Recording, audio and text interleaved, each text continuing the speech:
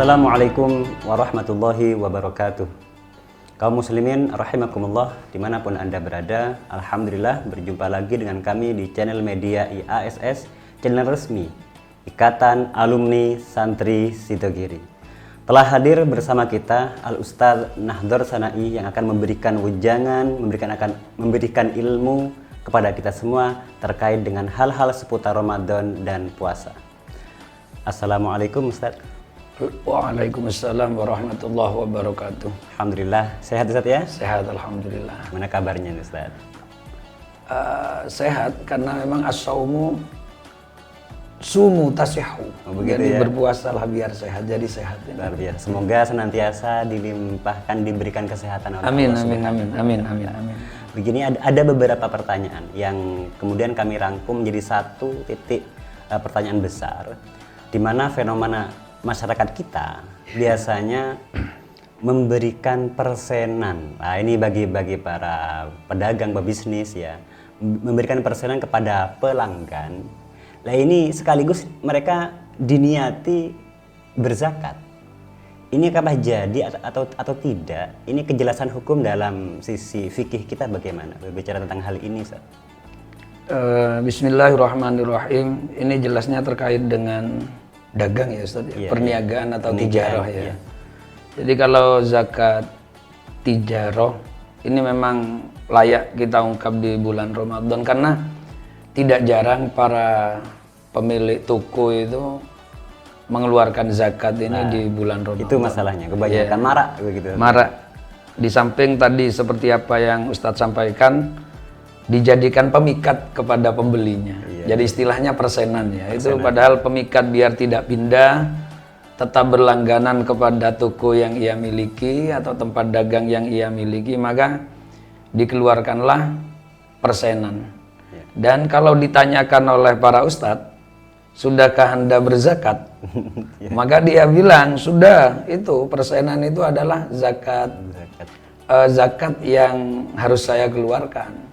Ini sebelumnya kita harus berbicara dari awal Ustaz, bahwa tijarah ini memang diwajibkan berzakat atas nama tijarah.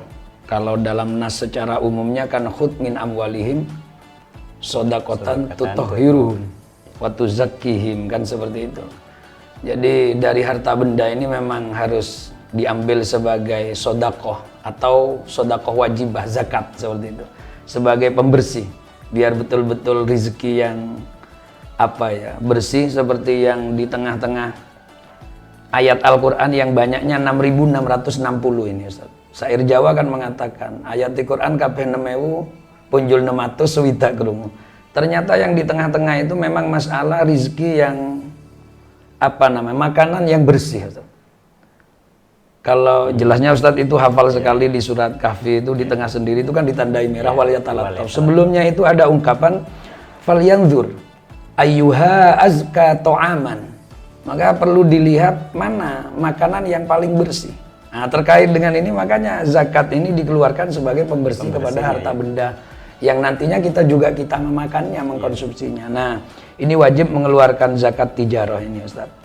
Untuk menghitungnya yang perlu Ustaz. Iya, begitu ya. Ya, karena ada yang menghitung ini ternyata hanya labanya Ustaz. Jadi kalau labanya mencapai katakanlah nisabnya emas 77 gram atau katakan itu adalah 40 juta lah gampangnya Ustaz ya. Maka dikeluarkan 2,5% dari 40 juta. Padahal dihitung itu bukan hanya labanya saja Ustaz. Hanya labanya saja ya. Tapi secara keseluruhan atau bahasanya mungkin omset.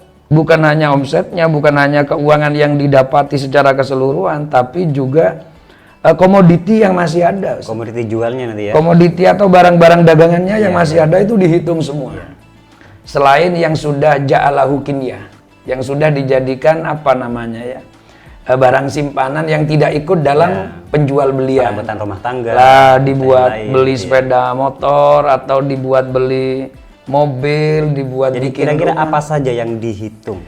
Yang dihitung itu Ustaz, semua komoditi yang masih ada yang berbentuk yang berupa barang yang memang ini masuk dalam penjual belian dan juga termasuk piutang yang ada di orang itu Ustaz, harus dihitung juga. Ya. Piutang yang ada di orang harus dihitung. Kemudian uang yang tersisa selain yang kalau yang dibuat membayar para kuli-kuli karyawannya itu tidak Ustaz, atau yang dibuat makan uang yang mau dikelola kembali. Jadi kan gini Ustaz, penghitungan tijarah ini kan urusan dari awal sampai satu nisab sampai haul ini kan khilaf ulama Ustaz. Yang penting di akhir haul ini berarti masa 1 tahun hijriah. Jadi kalau memang dulu ibtida utijarah permulaan berdagangnya bulan Ramadan, kemudian Ramadan sampai Ramadan lagi dihitung. Nah, yang dihitung ya barang yang masih ada, kemudian uang yang ada, piutang yang ada di orang dihitung kok mencapai ke harganya 77 gram emas. Maka itu batas minimal itu. Batas minimal, lebih dari itu makin wajib lah Ustaz. Ini sudah wajib. Jadi harus haul itu dapat 1 tahun perdagangannya, yang kedua harus nyampe nisab. Kalau sekarang ya harga emas itu sekitar 500.000. 1 juta Ustaz. 1 juta. 1 juta. Kalau 1 juta berarti kali 77 gram. Berarti 77 juta. 77 juta kalau 1 juta itu emas murni Ustaz. Jadi bukan perhiasan. Kalau perhiasan yang 70% saja sudah 800 lebih. Seperti Ustaz yang membelikan istrinya itu kan 1 gramnya 800 itu. Nah, kalau sudah ketahuan seperti ini kemudian dikeluarkan 2,5%. Mengeluarkannya ini pada siapa? Kita sudah tahu Ustaz ya, kepada asnaf samania, lil fuqara wal masakin, yang udah 8 golongan yang sudah kita kenal itu.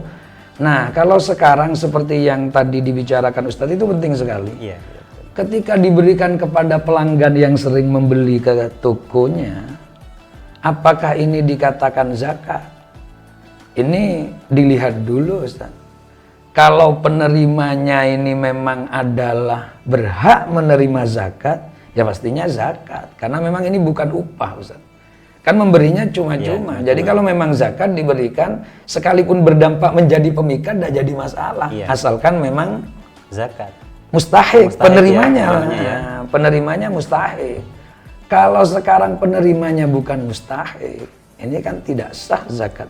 Mohon maaf. Zakat niaga seperti ini dalam bentuk apa semestinya? Kan biasanya kalau istilah kita persenan itu bisa kadang berbentuk baju, berbentuk apa cukup seperti itu? Kalau berbentuknya apa ini Ustaz? Ini kan zakat ini 2,5% ini kan biasanya dikeluarkan berupa uang Ustaz. Biar lebih bebas lah Ustaz. Tapi kan kalau kita lihat berbagai pendapat ulama, sekalipun di ashab syafi'iyah sendiri, kita kan boleh mengeluarkan kimahnya asalkan cocok dengan yang dibutuhkan oleh orang yang menerima.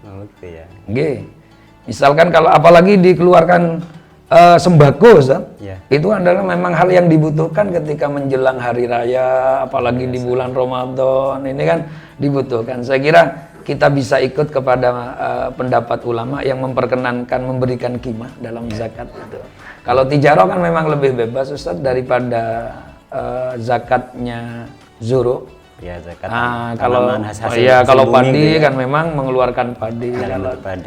Kalau tijarah ini saya kira lebih mudah. Berarti pada kesimpulannya persenan itu apakah bisa diniati sekaligus sebagai zakat, maka dilihat penerimanya. Kalau dia orang yang berhak seperti fakir, miskin, ataupun dengan atas nama yang lain. Atas nama yang lain, yang penting asnaf samania, maka sah menjadi zakat. Sah ya, luar biasa. Terima kasih ya. Semoga ini menjadi ilmu yang bermanfaat dan tentunya ini akan menjadi tambahan ilmu bagi kita semuanya agar fenomena yang biasanya yang terjadi di masyarakat kita biasanya memang mengeluarkan persenan sebagai pedagang kepada beberapa pelanggan, kepada pelanggan-pelanggannya. Tujuannya biasanya agar tidak lari ke kulak kepada orang lain. Ini sebagai pemikat. Nah, kemudian kalau di neti zakat bagaimana? Tadi sudah dijelaskan secara tuntas oleh Ustaz Nahdhar Sanai, dan semoga ini menjadi tambahan ilmu yang bermanfaat kepada kita semuanya. Amin ya rabbal alamin. Amin. Akhiron, assalamualaikum warahmatullahi wabarakatuh.